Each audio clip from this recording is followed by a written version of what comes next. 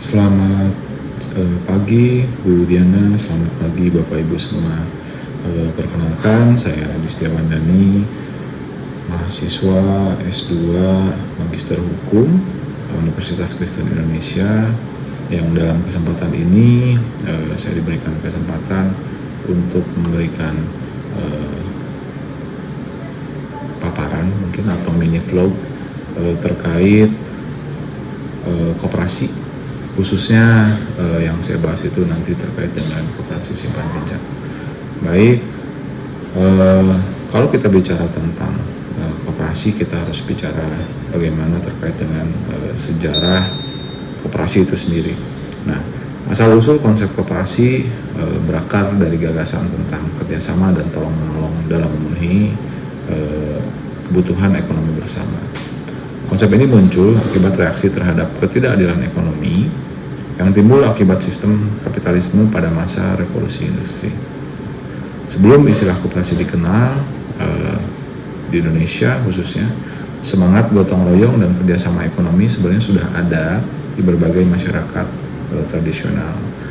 Di Eropa abad pertengahan terdapat guild atau serikat pengrajin yang melindungi kepentingan anggotanya.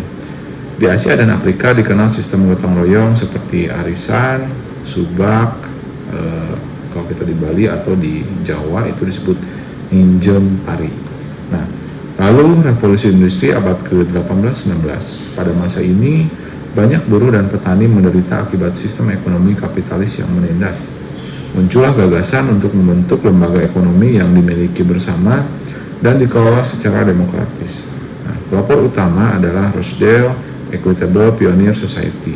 Nah, di Inggris pada tahun 1844 didirikan oleh 28 buruh peminta kapas yang ingin mendapatkan harga barang kebutuhan pokok yang adil atau kita bicara mungkin fair. Nah, mereka menyusun prinsip Rochdale yang kemudian menjadi dasar koperasi modern di seluruh dunia. Nah, yang pertama, konsep yang dilahirkan yaitu terkait keanggotaan sukarela dan terbuka. Lalu yang kedua, pengelolaan demokratis, satu anggota satu suara. Lalu pembagian SHU atau sisa hasil usaha secara adil.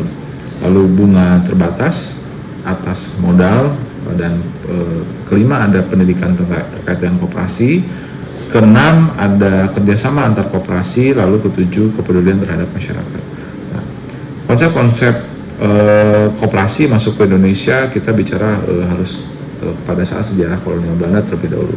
Nah, pada masa kolonial itu ada istilahnya itu adalah masa koperasi melawan rentenir. Di masa Hindia Belanda, banyak petani dan rakyat kecil yang terjerat rentenir atau lintah darat dengan bunga yang sangat tinggi.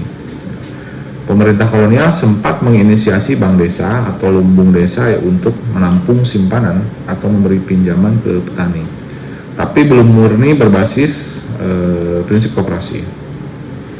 Koperasi rakyat benar-benar mulai muncul setelah tokoh nasionalis seperti Bung Hatta mulai mendorong konsep ekonomi rakyat berbasis gotong royong. Lalu kita bicara pada saat masa kemerdekaan, Bung Hatta dan koperasi adalah tulang punggung ekonomi nasional. Nah, perlu diketahui semangat Bung Hatta dan perjuangan rakyat kecil melawan rentenir ini adalah semangat yang dibangun oleh Bung Hatta. Jadi koperasi bukan hanya sekedar tempat menabung dan meminjam uang, tapi juga simbol kemandirian ekonomi bangsa Indonesia. Bung Hatta sebagai Bapak Koperasi Indonesia menganggap koperasi sebagai sistem ekonomi yang paling cocok bagi Indonesia. Koperasi adalah bentuk usaha bersama yang berdasarkan atas semangat gotong royong. Nah, lalu kita bicara di era modern saat ini, tantangan dalam digitalisasi dan juga tantangan dari fintech. Di era sekarang, koperasi simpan pinjam menghadapi tantangan baru, yaitu kompetisi dari fintech seperti IKNB fintech dari pinjol. Nah, masalah kredit macet, pemerintahan dan kepercayaan publik. Tapi sebetulnya terlepas dari fintech yang memang sekarang sangat marak di masyarakat, koperasi ini punya plus dalam artian punya kekuatan karena dibangun atas dasar komunitas dan kepercayaan antara anggota yang tidak dimiliki oleh fintech. Nah, banyak koperasi simpan pinjam sekarang mulai menggunakan aplikasi digital untuk mempermudah transaksi, transparansi, dan pelaporan keuangan. Nah, tentunya apabila memang koperasi masih ingin bersaing di era yang saat ini, perlu menggunakan teknologi agar bisa diakses lebih mudah oleh masyarakat. Lalu di koperasi ini ada beberapa macam. Jenis yang paling umum digunakan dalam praktik di Indonesia adalah yang pertama adalah koperasi konsumsi, menyediakan barang kebutuhan sehari-hari bagi anggotanya dengan harga yang lebih murah atau wajar. Contoh, koperasi karyawan yang menjual sembako, alat tulis, pakaian, dan lain-lain. Lalu yang kedua, koperasi produksi. Koperasi membantu dalam pengadaan bahan baku, peralatan produksi, dan pemasaran hasil. Contoh, koperasi petani, lalu koperasi nelayan atau pengrajin. Lalu yang ketiga adalah koperasi simpan pinjam atau koperasi kredit. Nah, melayani simpan pinjam uang di antara anggota dengan bunga rendah bertujuan membantu anggota yang membutuhkan modal usaha atau dana darurat. Lalu yang terakhir ada koperasi serba usaha, yaitu menjalankannya lebih dari satu bidang usaha gabungan antara konsumsi, produksi, dan simpan pinjam. Contoh, koperasi desa yang menyediakan pinjaman, menjual sembako, dan menampung hasil pertanian. Nah, dikarenakan saya lebih membahas kepada koperasi simpan pinjam, maka selebihnya saya akan membahas lebih detail terkait dengan koperasi simpan pinjam atau KSP. Nah, sebagai lembaga keuangan non-bank, koperasi memerlukan serangkaian prosedur yang dapat digunakan untuk mengidentifikasi, mengukur, memantau, dan mengendalikan risiko yang timbul dari kegiatan usaha. Salah satu risiko pada umumnya adalah pembiayaan pada mitra usaha atau calon mitra.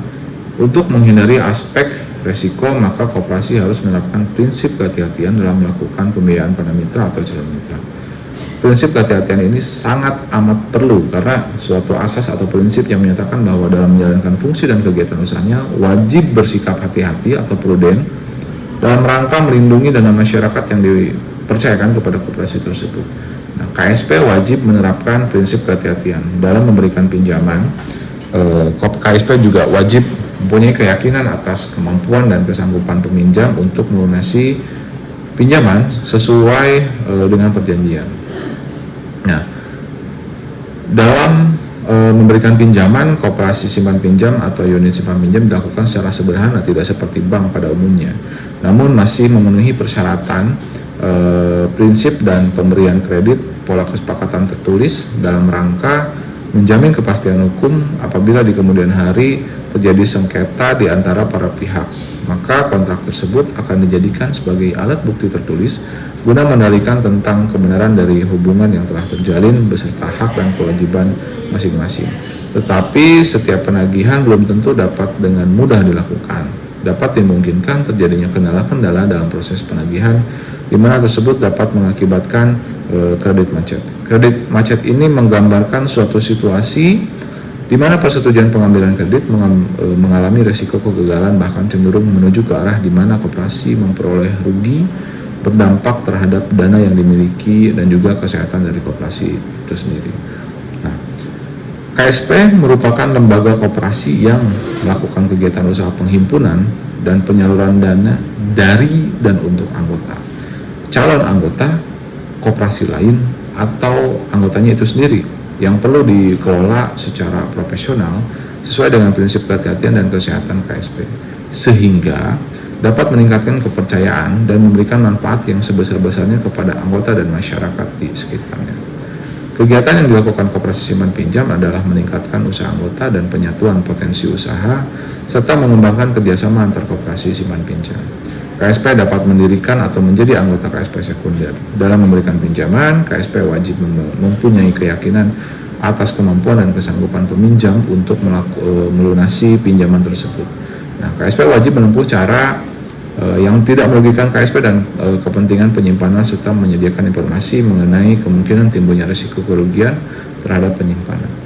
Nah, KSP dilarang melakukan investasi usaha pada sektor real. KSP yang menghimpun dana dari anggota harus menyalurkan kembali dalam bentuk pinjaman kepada anggota. Nah, kita bicara dari sisi aspek legal yang ada di Indonesia.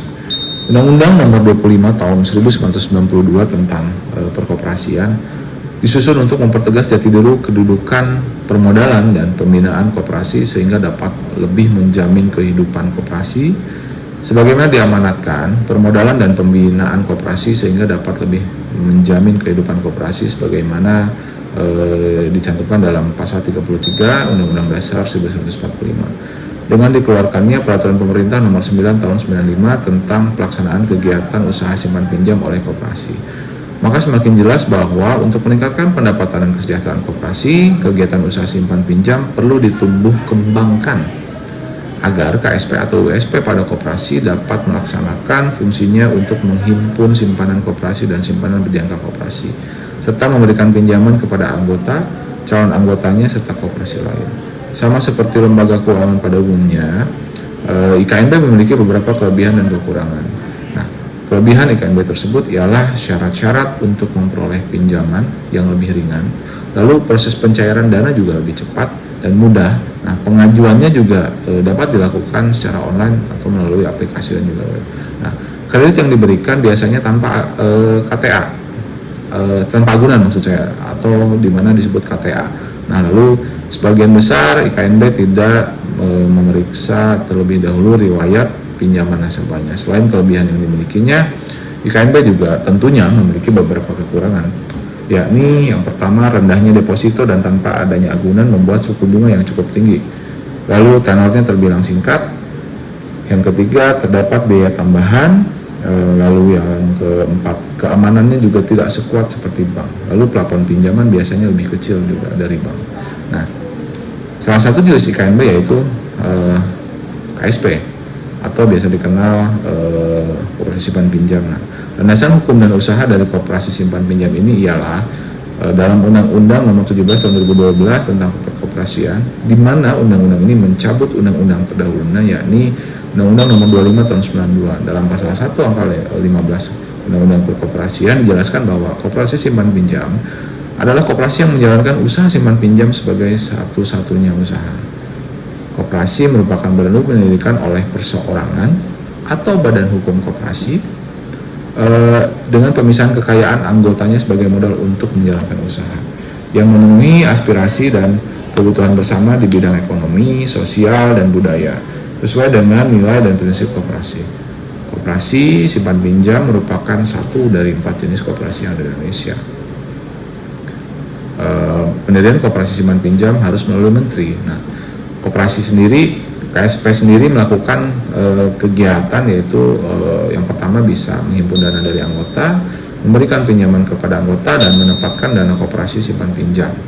Koperasi simpan pinjam juga wajib menerapkan prinsip kehati-hatian dan juga wajib menyediakan informasi mengenai kemungkinan timbulnya risiko kerugian terhadap penyimpangan dan dilarang melakukan investasi usaha pada sektor real. Nah, lalu pengaturan terhadap KSP juga diatur dalam Peraturan Menteri Koperasi dan Usaha Kecil dan Menengah Republik Indonesia Nomor 15 MUMKM/IX 2015 tentang usaha simpan pinjam oleh koperasi. Nah, peraturan ini hadir untuk mencabut yang pertama adalah Keputusan Menteri Negara Koperasi dan Usaha Kecil Menengah Republik Indonesia Nomor 96/Cap/MUMKM/IX/2004 tentang pedoman standar operasional manajemen koperasi simpan pinjam dan unit simpan pinjam. Lalu yang kedua, Peraturan Menteri Negara Koperasi dan Usaha Kecil dan Menengah Nomor 19/Per/MUMKM/XI/2008 tentang pedoman pelaksanaan kegiatan usaha simpan pinjam oleh koperasi, sebagaimana telah diubah dengan Peraturan Menteri Negara Koperasi dan UKM Republik Indonesia Nomor 15/MUMKM/XI/2009 tentang perubahan atas Peraturan Menteri Negara Koperasi dan Usaha Kecil dan Menengah Nomor 19/Per/MUMKM/XI/2008 tentang pedoman pelaksanaan kegiatan usaha simpan pinjam oleh koperasi. Dan yang terakhir yaitu Peraturan Menteri Negara Koperasi dan Usaha Kecil dan Menengah Nomor 20/Per/MUMKM/XI/2008 tentang pedoman penilaian kesehatan koperasi simpan pinjam dan unit simpan pinjam koperasi sebagaimana telah diubah dengan Peraturan Menteri Negara Koperasi dan Usaha Kecil Menengah Republik Indonesia Nomor 14/PER/MUMKM/XII/2009 tentang perubahan atas Peraturan Menteri Negara Koperasi dan Usaha Kecil Menengah Nomor 19/PER/MUMKM/XI/2008 tentang pedoman pelaksanaan kegiatan usaha simpan pinjam oleh koperasi. Legalitas usaha dalam koperasi simpan pinjam ini ialah dalam bentuk usaha simpan pinjam dan diberikan pada KSP dan WSP koperasi setelah akta pendirian disahkan. Demikian presentasi atau mini vlog yang bisa saya buat terkait koperasi, khususnya koperasi simpan pinjam. Semoga apa yang saya paparkan atau apa yang saya sampaikan ini bisa bermanfaat untuk Bapak Ibu semua yang menonton mini vlog ini.